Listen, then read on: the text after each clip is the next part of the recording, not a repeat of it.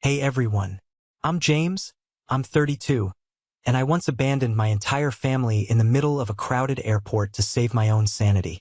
Before I tell you about the explosive confrontation that changed everything, do me a favor and let me know where you're watching from in the comments below.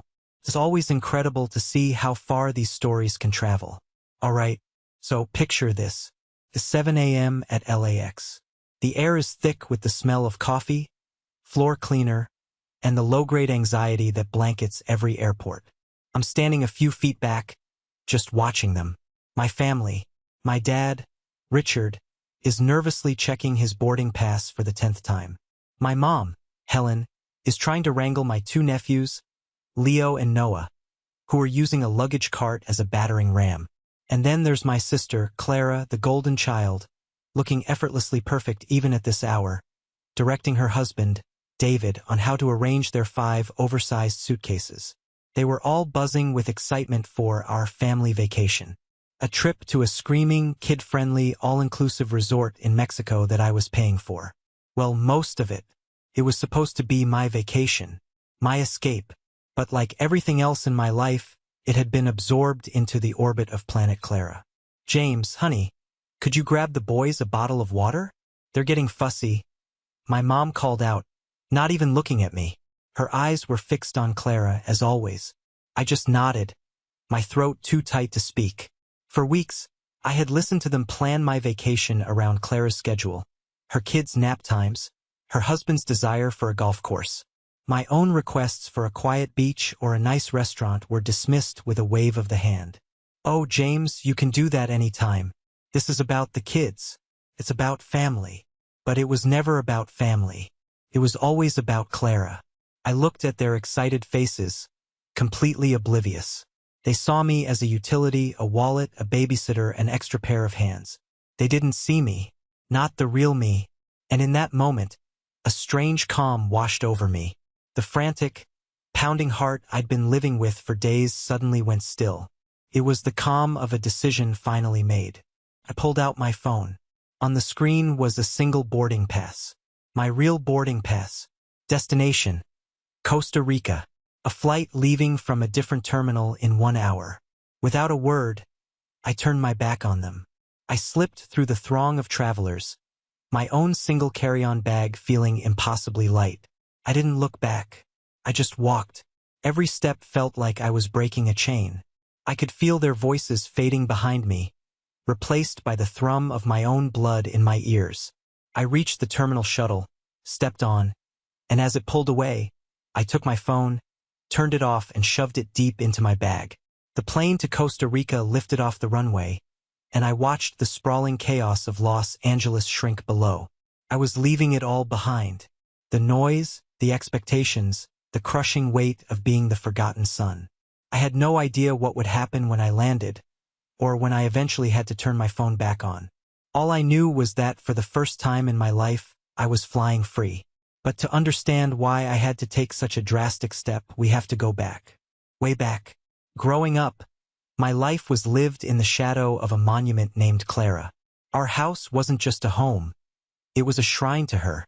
The walls were a gallery of her achievements.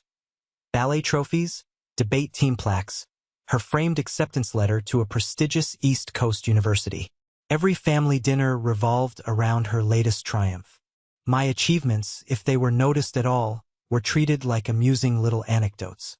I think the first time I truly understood the dynamic, really understood it, was on my 10th birthday. I remember waking up buzzing with the kind of electric excitement only a 10-year-old can feel. I ran downstairs expecting, pancakes? A banner? At least a happy birthday, son. Instead, I found my parents in a flurry of activity. My dad was on the phone, speaking in his serious business voice, while my mom was ironing Clara's best blouse. The air smelled like burnt toast and hairspray. Mom? Dad? I asked, my voice small. My mom glanced over, a look of mild irritation on her face. Not now, James. Clara has her big interview for the magnet high school today. This is important. My 10th birthday. And it was just an inconvenience. The entire day was dedicated to Clara. Driving her to the interview, waiting for her, taking her out for a celebration lunch afterward. I just tagged along, a silent ghost in the back seat of the family minivan. That evening, as a clear afterthought, my mom pulled a small, slightly squashed cake box out of the fridge. "Here," she said, placing it in front of me. I opened it. It was a single, lonely slice of tiramisu. I recognized it immediately. It was leftover from Clara's celebratory lunch. "We were just so busy today," my mom said, not meeting my eyes. "Make a wish." I stared at the single, sad little candle drooping in the mascarpone. I didn't make a wish. What was the point? I already knew that even the universe's magic was probably being redirected to ensure Clara's continued success. This pattern repeated itself endlessly. When I won first place in a citywide art competition in middle school, the award ceremony was on the same day my parents had to drive Clara to a college tour 3 states away. They didn't even hesitate. "We're so proud of you, sweetie," my mom said over the phone that night, her voice distant. "Tell us all about it when we get back." They never asked. I wore Clara's hand-me-downs, not just clothes but interests. When I showed a flicker of interest in music, my parents unearthed Clara's old violin from the attic. She tried it for 6 months when she was 15 before declaring it unrefined. It was a full-sized violin. I was 12. It was like trying to hug a cello. When I begged for one that actually fit me, my mom sighed that long, weary sigh she reserved exclusively for my unreasonable requests. "James, we simply can't afford a new violin right now," she said, sorting through bills at the kitchen table. "We've already spent so much on Clara's piano lessons this year. You have to understand, her talent is exceptional. So I learned to play on a violin that was too big, it sounded awkward and strained, just like me. I learned to make myself smaller, to want less, to expect nothing. It was the only way to survive in the shadow of the golden child. Little did I know this was just the training ground. The real disregard was yet to come. The gap between Clara and me became a chasm when we got to college. For Clara, there was no question. She would attend her dream school, a private liberal arts college that cost more per year than our car. My parents beamed with pride. They took out loans, dipped into their retirement savings, and held fundraisers with the extended family. It was a community project, the Get Clara an Ivy League Adjacent Education Fund. For years later, it was my turn. I'd worked hard in high school. My grades were solid, my SAT scores were good. I got into a great state university, a place I was genuinely excited about. I presented my acceptance letter to my parents, expecting a similar, if slightly less grand, display of support. What I got was a sit-down at the kitchen table that felt more like a parole hearing. My dad cleared his throat, avoiding my eyes. "Son, we're very proud of you. We really are. But we need to be realistic about finances." My mom jumped in, her voice taking on that gentle, placating tone she used when she was about to deliver bad news. "We're still paying off the loans we took out for Clara's tuition, James. Her education was, well, it was an investment. We just don't have that kind of money available again." An investment. That one word hit me like a punch to the gut. Her future was an investment. Mine was an expense to be managed. The deal they offered was this. They would pay for half of my tuition. The other half, plus room, board, books, and any semblance of a social life, was on me. "It'll build character," my dad said with a weak smile, as if saddling your kid with crippling debt was a form of enlightened parenting. So, while Clara was joining sororities and going on spring break trips to Europe, I was working 2 soul-crushing part-time jobs. I was a barista at 6 a.m., smelling of burnt coffee and regret, and a stock boy at a grocery store until midnight, my back aching and my hands raw. I lived on instant ramen and free coffee from my morning shift. I remember seeing pictures of Clara on a yacht during a summer internship her parents had helped her get through a friend. That same day, I had sold my precious comic book collection, the one thing that was truly mine, to pay for a chemistry textbook. The ultimate irony was when I graduated. With honors, I might add. I was the first person in our immediate family to graduate with a degree in finance, a practical degree that led to a good job offer right away. I'd done it almost entirely on my own. I thought, just for a moment, that this would finally be the thing that earned their respect. At my graduation party, A small affair in our backyard with lukewarm hot dogs. My dad clapped me on the shoulder. "See, James?" he said a little too loudly. "We were right. Making you pay your own way taught you the value of $1. You turned out just fine." He said it like he'd done me a favor. Like the sleepless nights, the constant stress, the missed opportunities were all part of some master plan for my benefit. They took my struggle and reframed it as their success. And I just stood there, diploma in hand, feeling more alone than ever. I was just fine. But I wasn't their investment. I was just the one who was expected to manage. That role, I would soon learn, was for life. Clara met David in her late 20s, a man who looked great on paper. Good family, decent job, charming smile. Their wedding was the social event of the decade, at least according to my mother. For an entire year, our family life was consumed by it. Guest lists, catering decisions, floral arrangements. It was a constant storm of trivialities treated with the gravity of international peace talks. Naturally, my parents decided to take out a second mortgage on their house to fund the perfect day for their perfect daughter. A lavish affair with 300 guests, a string quartet, and an ice sculpture of a swan. My contribution. I was strong-armed into being the default wedding planner, errand boy, and emotional support animal. "James, can you pick up the bridesmaid dresses? I'm just swamped," Clara would call and say. "James, can you deal with the caterer? They're being impossible."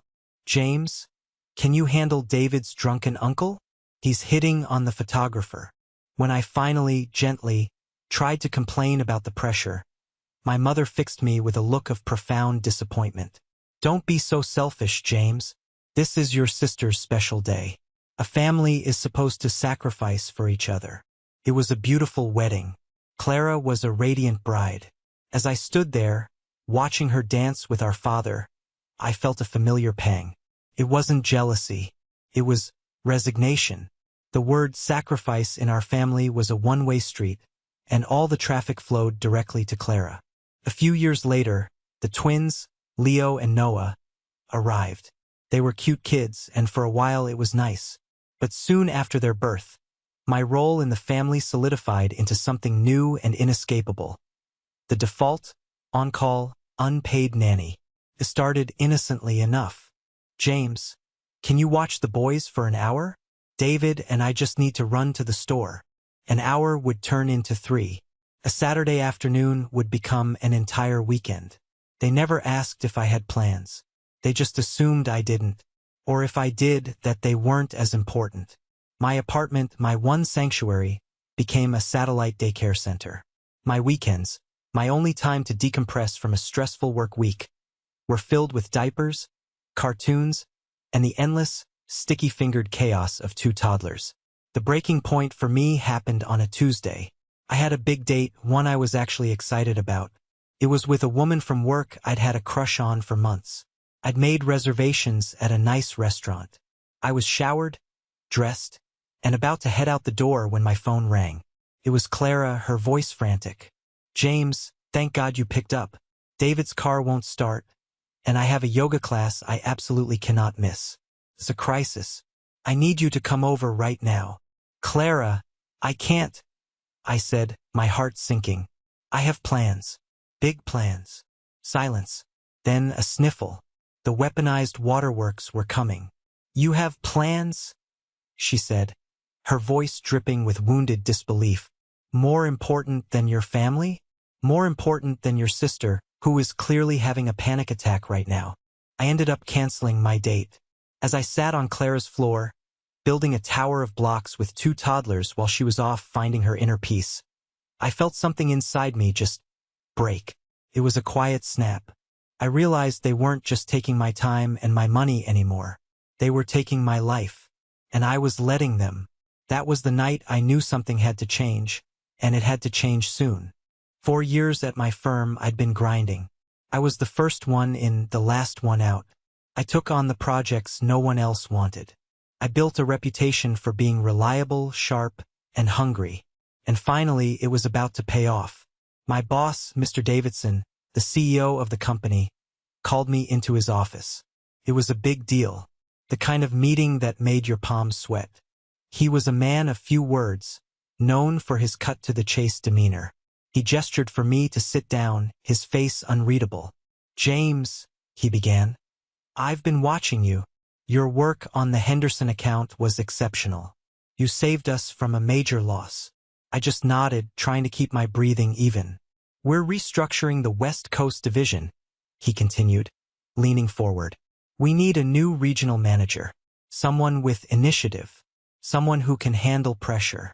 The board and I agree, that person is you." My mind went blank. Regional manager.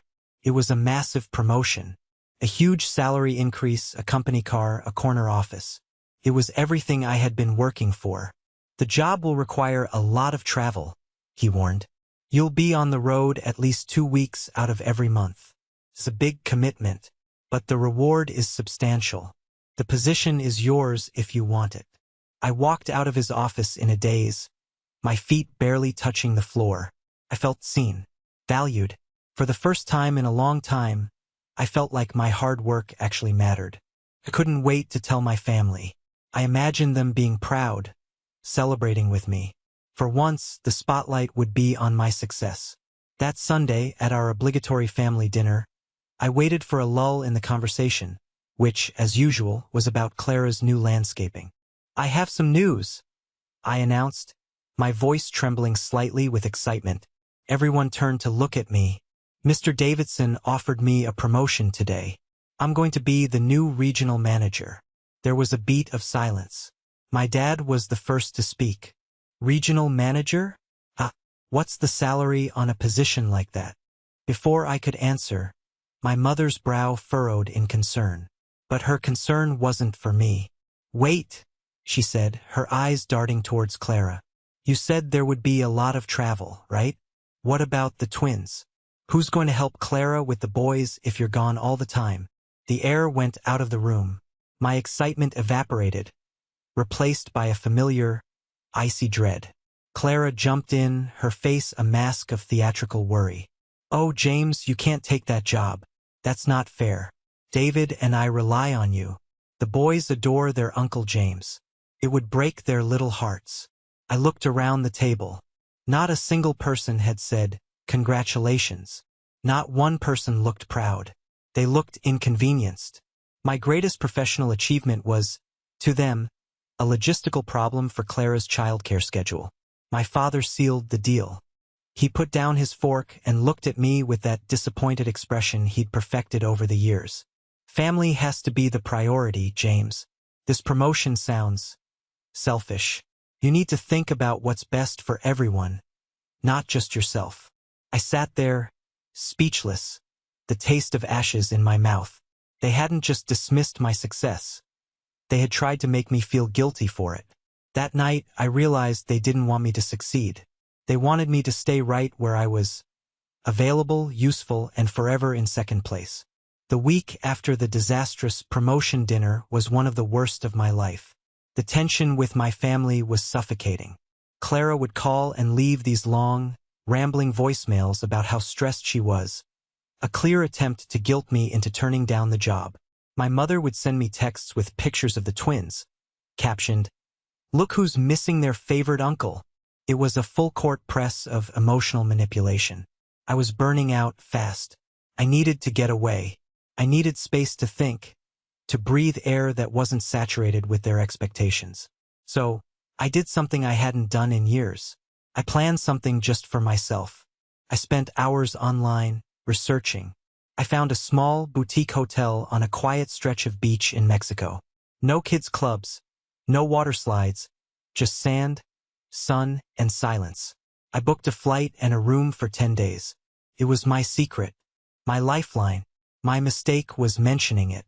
It was a moment of weakness. At the next Sunday dinner, feeling cornered, I blurted it out.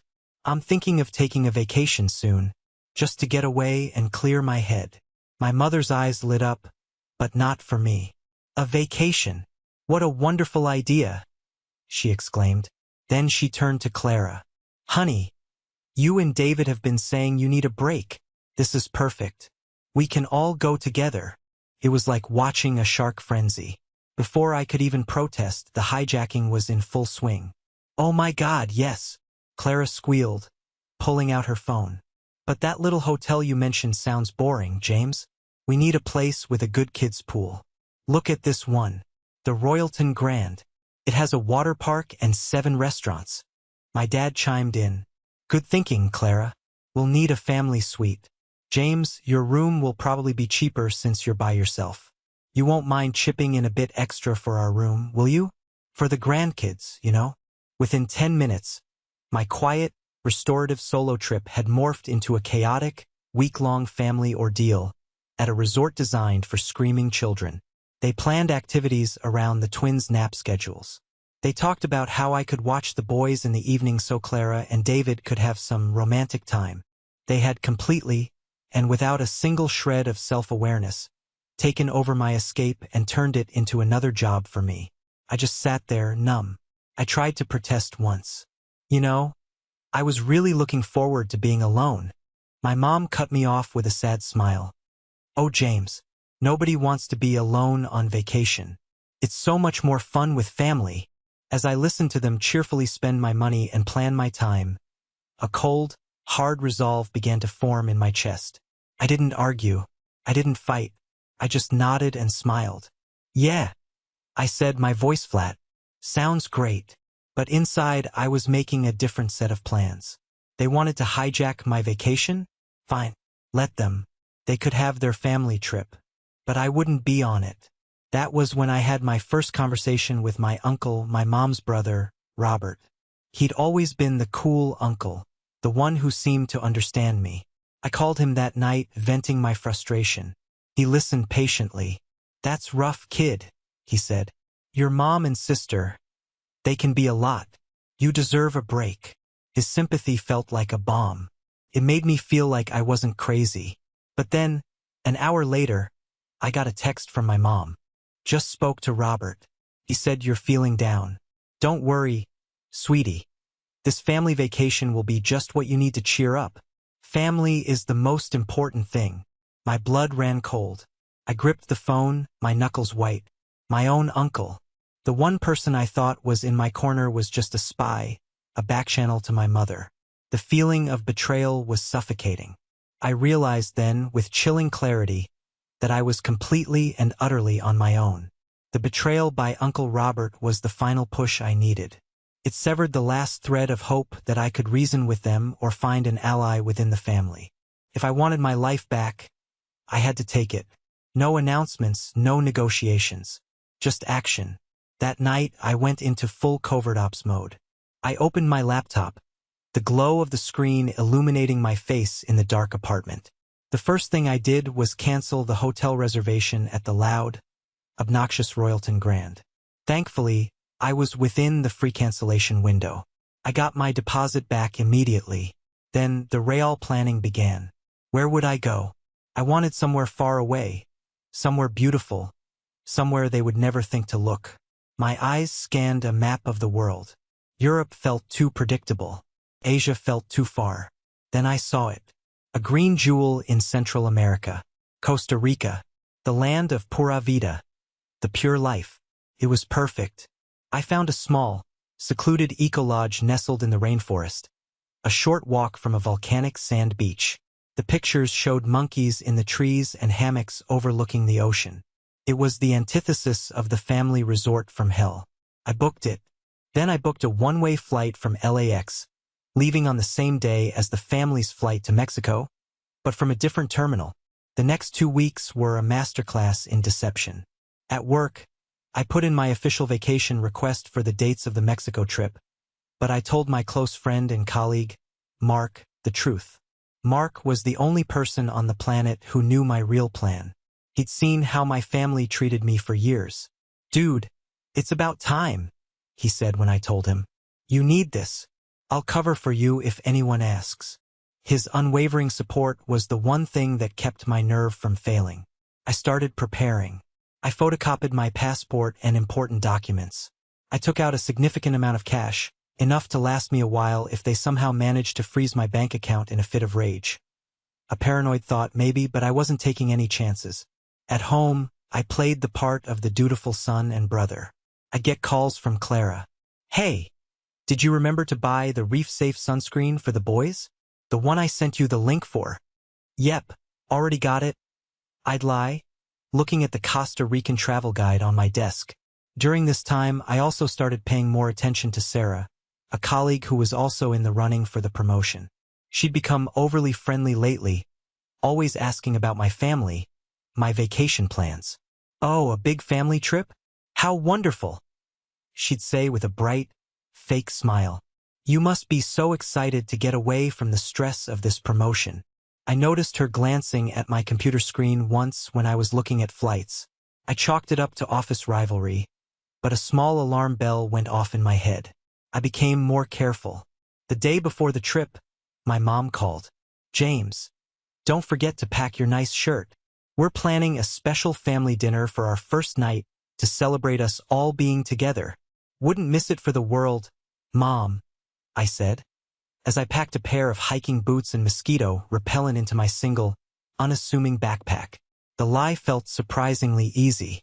The guilt I expected to feel was absent, replaced by a thrilling, terrifying sense of impending freedom. I was a spy in my own life, counting down the hours to my extraction. The moment the plane to Costa Rica broke through the clouds, it was like a physical weight lifted off my shoulders. The constant, low-humming anxiety that had been my companion for years simply vanished. I was anonymous. I was free. Landing in San Jose was a sensory explosion. The air was warm and humid, thick with the scent of rain and tropical flowers. The sounds were different. The lilting rhythm of Spanish, the chatter of exotic birds. It was a different world. A world where I wasn't Clara's brother or the unpaid nanny. I was just James. The eco-lodge was even better than the pictures. My cabin was a simple wooden structure on stilts, with a porch that looked directly out into the dense, vibrant rainforest. On my first morning, I was woken up not by an alarm clock, but by the guttural roar of howler monkeys in the canopy. I made a cup of strong, local coffee and sat on my porch, watching a family of capuchin monkeys swing through the trees. I did absolutely nothing, and it was glorious. For the first 5 days, I kept my phone off, tucked away at the bottom of my backpack. It was a digital detox, a severing of the electronic leash that had tied me to my family's demands.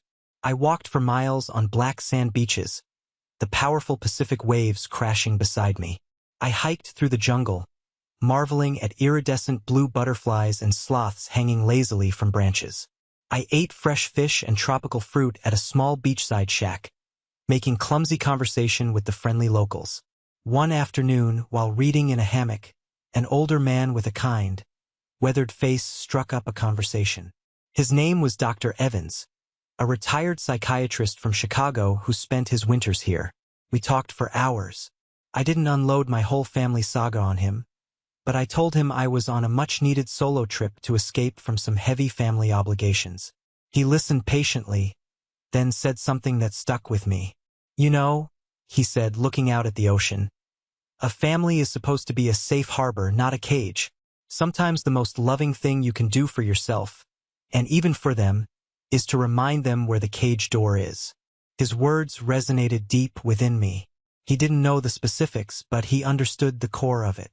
I wasn't just running away. I was trying to find the door. I started to feel like myself again. A version of myself I hadn't met in years. I was calmer, more confident. I even went on a date with a woman I met on a guided nature tour, a traveler from Australia. We had a wonderful dinner, talking and laughing without any agenda or expectation. It was just normal, easy. On the 5th day, I knew I couldn't put it off forever. I had to face the music. I took a deep breath, walked to a spot on the beach with a good signal, and prepared to re-enter the storm. I knew it would be bad, but for the first time I felt ready to handle it. I had the memory of the monkeys, the sound of the waves, and the words of a wise stranger to anchor me. I had myself.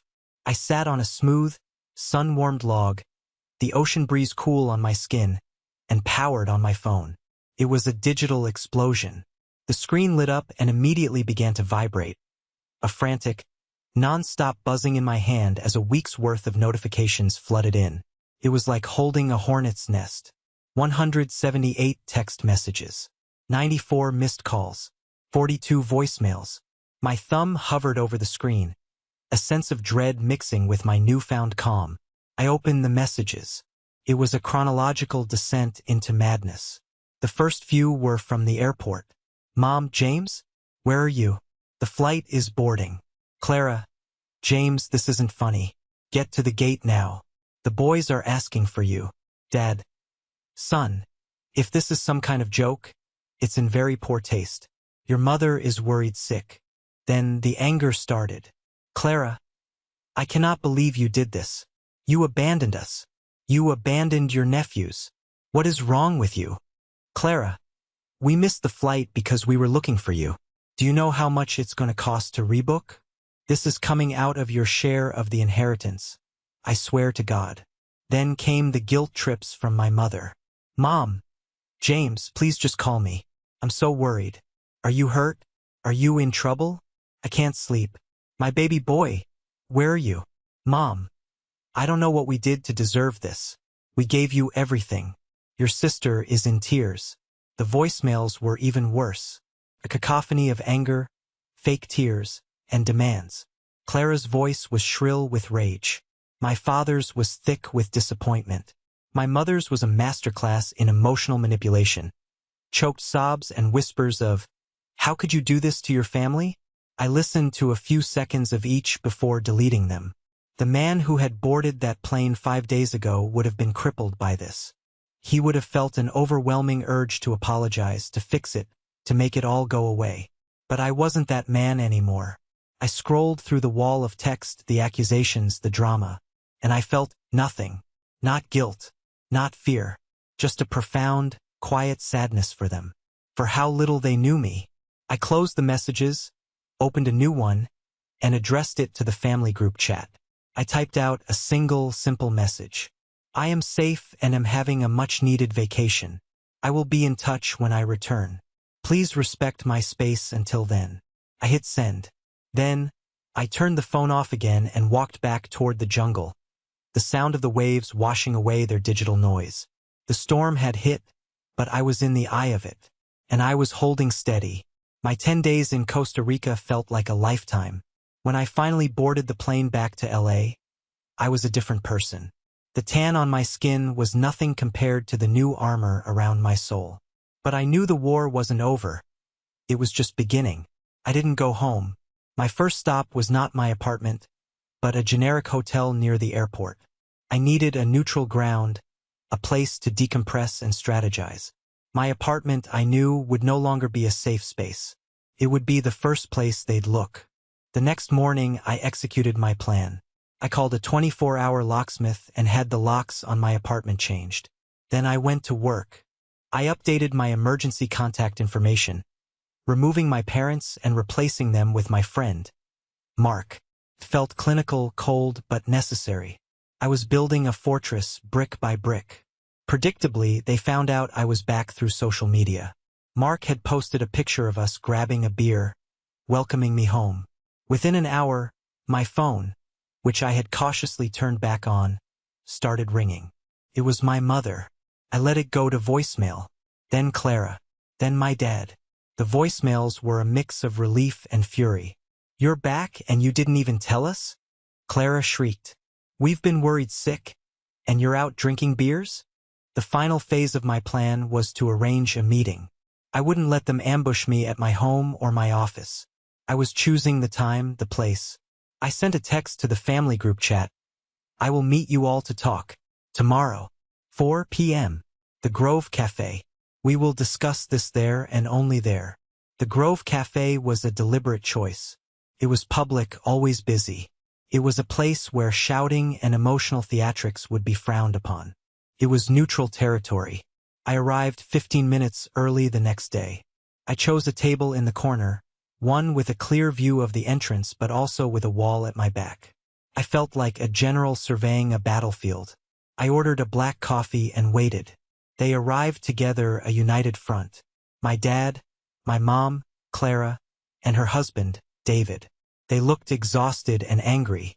Their faces were a mixture of righteous indignation and wounded pride. They sat down without a word, the silence thick with accusation. My mom was the first to break, her voice trembling. "James, how could you? I needed a break," I said calmly, my voice even. "A break? You call humiliating us, abandoning your family, a break?" Clara snapped, her eyes flashing. David put a supposedly comforting hand on her arm, but he was glaring at me over her head. He looked more stressed than anyone. There were dark circles under his eyes, and his jaw was clenched tight. At the time, I just thought he was angry on his wife's behalf. I had no idea it was so much more than that. The conversation began its predictable, toxic dance. They accused me of being selfish, ungrateful, cruel. I let them talk, sipping my coffee, refusing to take the bait. And as this drama unfolded, I noticed a familiar figure sitting alone a few tables away, partially hidden by a potted plant. It was Mrs. Gable, our old neighbor from the street I grew up on. A sweet, slightly nosy woman who had known our family for 30 years. She gave me a small, discreet wave. I nodded back. I had no idea that her presence there, completely by chance, was about to change everything. She was about to become the accidental witness to the implosion of the family secret. The barrage of accusations continued. I was selfish. I was immature. I had no idea what real responsibility was. Responsibility, I finally said, my voice dangerously low. The calmness I had cultivated was beginning to fray. "You want to talk about responsibility? For the last 5 years, my only responsibility has been you. All of you. That's not fair," my mother cried. "We're family.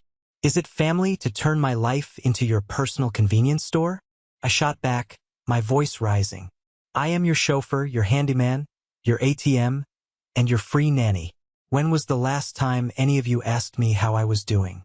When was the last time my success was celebrated instead of being treated like a scheduling conflict for Clara?" The raw truth of my words hung in the air, silencing them for a moment. David, my brother-in-law, was the one who reignited the fire. He scoffed, leaning forward with a sneer. "Oh, boo-hoo, you think you have it so tough? You have no idea what real pressure is. You don't have kids. You don't have a business to run. You don't understand the kind of burdens we carry." And that's when I snapped. The years of resentment, of being minimized and dismissed, boiled over. "Burdens? You want to talk about burdens, David? Let's talk about the burden of your business." I didn't even know what I was saying. The words were just pouring out, fueled by pure instinct and anger. But I must have struck a nerve. A deep one. David's face went pale. Clara looked at him, then at me, her eyes wide with panic. My mother saw the shift and immediately jumped in to defend her golden daughter's husband. "James, that is enough. You will not speak to David that way. We have all made sacrifices. We have done things for this family you couldn't possibly understand." "What things?" I pressed, my eyes locked on hers. "What sacrifices? Things you don't need to know about," she retorted, her voice cracking. "No, I think I do," I insisted. "I think after everything, I deserve to know why my entire life has to be put on hold to serve yours." The pressure in the air was immense. David was squirming. Clara looked like she was about to be sick. My father was just staring at the table, his face ashen. And then my mother, in a desperate, last-ditch attempt to guilt me into submission, screamed the words that would bring the entire house of cards crashing down. "We did it for your sister," she shrieked, tears streaming down her face, her voice loud enough to turn heads across the cafe. "We did it all for her. David's company is failing. It's been failing for years. We had to help them." Silence. A deafening, absolute silence. Every lie, every manipulation, every guilt trip suddenly clicked into place. It all made a horrifying kind of sense. My mother slapped a hand over her own mouth, realizing what she'd done. Clara let out a choked sob, burying her face in her hands. David looked like he'd been physically struck, and I just stared at them. The truth was out, not just whispered, but screamed in a public cafe.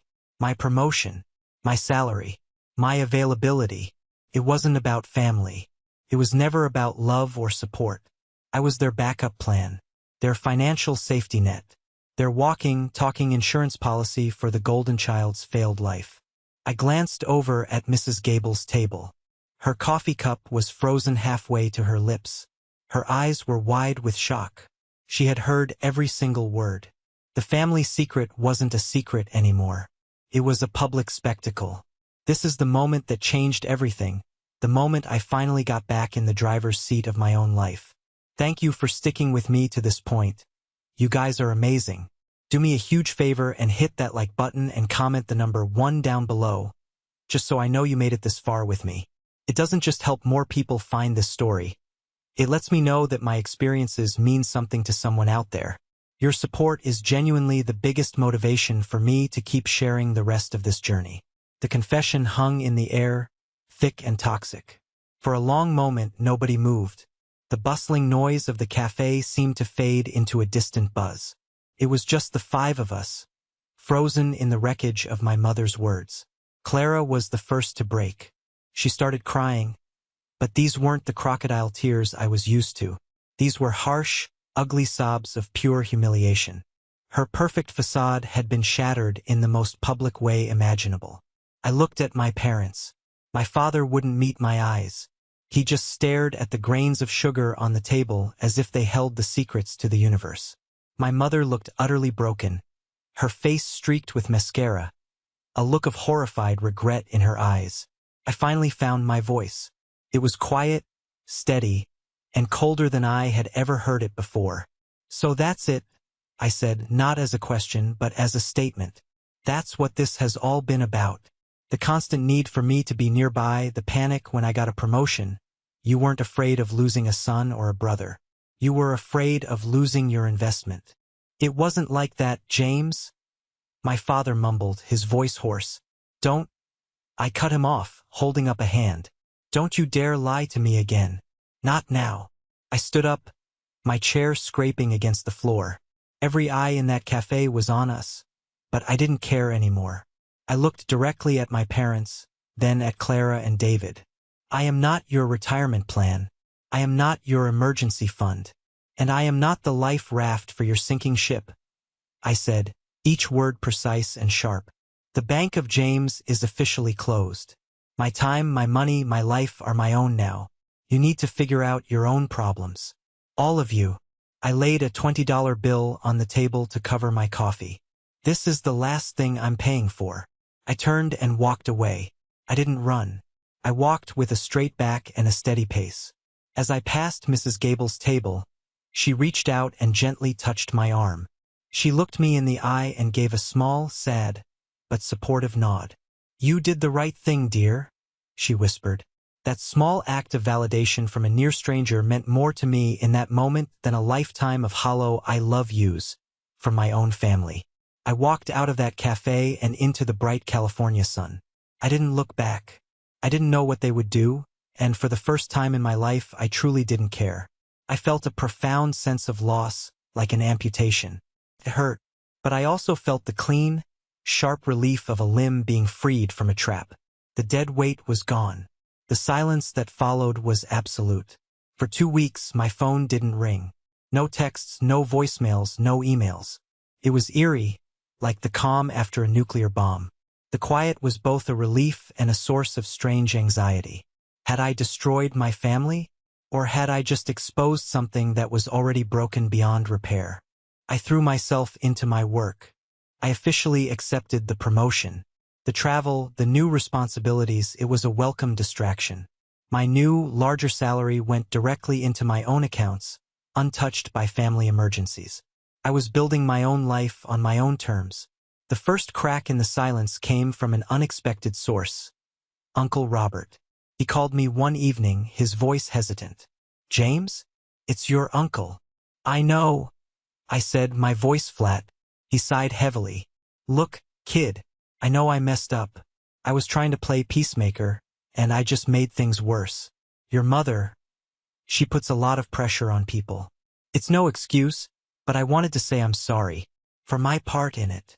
It wasn't a perfect apology, but it was more than I'd ever gotten from my parents. "What do you want, Robert?" I asked. "Just to let you know what's happening," he said quietly. "It's not good. Your parents are putting the house up for sale. The one you grew up in. They can't afford the mortgage payments anymore. Not after everything they gave to David." The news hit me harder than I expected. That house was my childhood. "And Clara?" I asked, my voice barely a whisper. "They lost their house too," he said. "The bank foreclosed. They moved into a small 2-bedroom apartment across town. David's looking for a job. A real one this time." I thanked him for the information and hung up. I sat in my quiet, clean apartment, the one they didn't have a key to, and felt a wave of complicated emotions. There was no triumph, no "I told you so," just a deep, aching sadness for the mess they had made. Then, my phone buzzed with a text message. It was from a number I almost didn't recognize. It was Clara. One line. 3 words. "I am so sorry." It wasn't a solution. It wasn't a fix. But it was a start. A tremor in the frozen landscape of our family. 6 months can change everything. I moved. I got a new apartment in a different part of the city. A place with no memories attached. No ghosts in the hallways. It was smaller than my old place, but it felt bigger because it was entirely mine. The walls were decorated with my own art, my own photos of Costa Rica, not a single plaque or trophy belonging to Clara. My new job was demanding but incredibly rewarding. I was good at it. Traveling for work, which my family had painted as a selfish act of abandonment, turned out to be something I loved. It opened up my world. I saw new cities, met new people, and proved to myself that I could not only survive but thrive on my own. I started saying yes to things. I joined a hiking club and spent my weekends exploring the mountains around LA. I took a pottery class, discovering a clumsy but satisfying joy in creating something with my own hands. I was building a life, not just a career. A life filled with my own interests, my own friends. The silence from my family had morphed into a tentative, awkward series of communications. My mom would send me recipes. My dad would text me sports scores. They were small, feeble attempts to bridge the chasm I had created. I responded politely but kept my distance. The trust, once shattered, couldn't be glued back together overnight. The biggest surprise was Clara. Her short, apologetic text had been followed by a long, rambling email a month later. She didn't make excuses. She admitted her entitlement, her selfishness, her fear of failure. She told me how losing everything had forced her to see the world, and herself, differently. She was working part-time as a receptionist. David was driving for a rideshare service. It was a humbling, brutal fall from grace. I didn't rush to fix things for her. I knew that would be falling back into the old pattern. But I did respond. I told her I was glad she was okay. I told her I hoped she would find her footing. It was a relationship reset to 0. We were no longer the golden child and the forgotten son. We were just 2 adults trying to figure things out. One afternoon, I got a call from reception at my office. "Mr. Davidson, there's a Richard here to see you. He doesn't have an appointment." My heart hammered against my ribs. It was my father. He had never, not once, come to my place of work. I took a deep breath and told them to send him up. He walked into my large, new office, looking smaller and older than I'd ever seen him. He looked around at the view, the desk, the symbols of my success. This is really something, James," he said, his voice thick with an emotion I couldn't quite place. He didn't ask for money. He didn't ask for help. He just stood there, looking at me. "I came here to say 2 things," he said, finally meeting my eyes. "First, I am so incredibly proud of you. I know I never said it, but I am. And second, I'm sorry. I'm sorry I was a terrible father to you. I let my fear for your sister blind me to what a wonderful man my son had become. I failed you, and I'll regret that for the rest of my life." Tears welled up in my eyes. It was the one thing I had longed to hear my entire life. And it had finally come. My father's apology was like a key turning in a lock I didn't even know was still rusted shut. We sat in my office, the city skyline spread out behind him, and we talked. Really talked for the first time in decades. He told me everything. The full story of David's financial disaster. It was worse than I thought. Bad investments, secret credit card debt, a business that was never profitable. He and my mom had poured their life savings, their retirement, everything, into that black hole, all while David and Clara maintained the illusion of a perfect life. We were so scared, he confessed, his voice cracking. We were terrified of her failing, of what people would say. We thought if we could just keep it all afloat long enough, your career would take off and you could be the safety net. He said the word with so much shame. Safety net. My entire life defined. But here's the part you don't know, he said, taking a shaky breath. The part that I'm most ashamed of. He looked me straight in the eye. Clara knew. She knew how bad it was with David for a long time before she ever told us. She was the one who came to us, crying, manipulating us into helping. She played on our fears. She knew we were draining our retirement, and she let it happen. It wasn't just David's failure. It was her deception that truly ruined us. That was the final, devastating twist. It wasn't just that Clara had accepted the help. She had orchestrated the whole thing. Her selfishness wasn't passive. It was an active, destructive force. It recontextualized everything. Every tearful phone call. Every dramatic plea for help. It was all a calculated performance. The news should have made me angrier, but strangely it didn't. It just made me sad.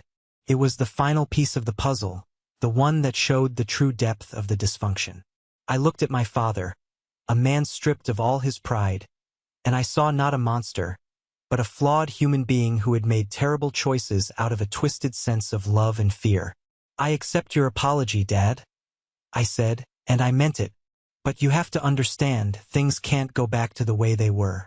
Forgiveness isn't a magic wand. He nodded, tears running freely down his cheeks. I know, son. I don't expect it to be. I told him that if we were going to have a relationship again, it had to be a new one. One built on honesty and mutual respect, not obligation and guilt. There would be boundaries. Hard ones. No more financial bailouts. No more last-minute demands on my time.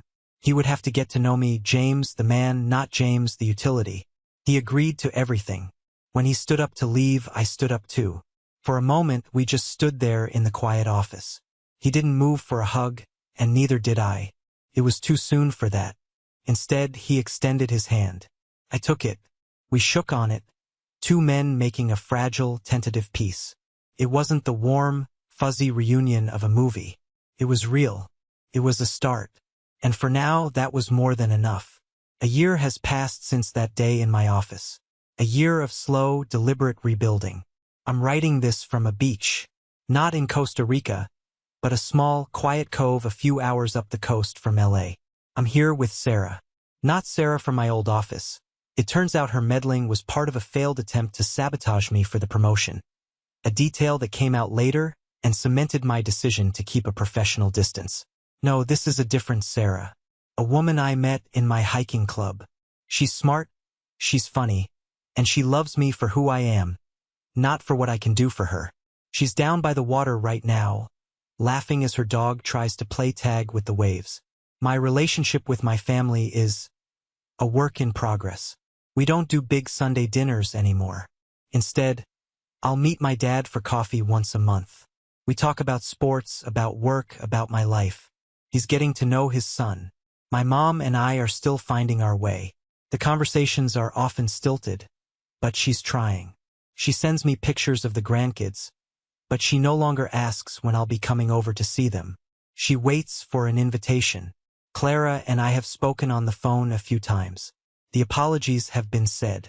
We're still navigating the vast, cratered landscape of our past. Maybe one day we'll be real siblings. Maybe not. But the toxic dynamic is broken, and that's what matters. They are surviving. They are learning to stand on their own 2 feet, humbled but perhaps, in the long run, stronger for it. My phone buzzes. It's a picture message from my dad. It's a selfie of him, my mom, Clara, David, and the boys. They're in a public park having a picnic. They look normal, a little tired, a little worn around the edges, but genuinely smiling. There's no pretense, no show. Just a family making do. I smile, a genuine, uncomplicated smile. I don't feel anger anymore. I don't feel resentment. I feel peace. I put my phone away and watch Sarah walking back up the beach, her smile as bright as the sun. I had to lose the family I thought I had in order to find myself. And in doing so, I opened the door for a chance to build a real one, on a foundation of truth and respect. My life is no longer a shadow. It's mine. And the horizon looks beautiful from here. Thank you so much for listening to my story. I truly hope it resonated with you in some way. Have you ever been in a situation where you had to draw a hard line to protect your own peace? I'd be honored if you'd share your own experiences in the comments below. And please, don't forget to like and subscribe so you don't miss what comes next. Your support means the world.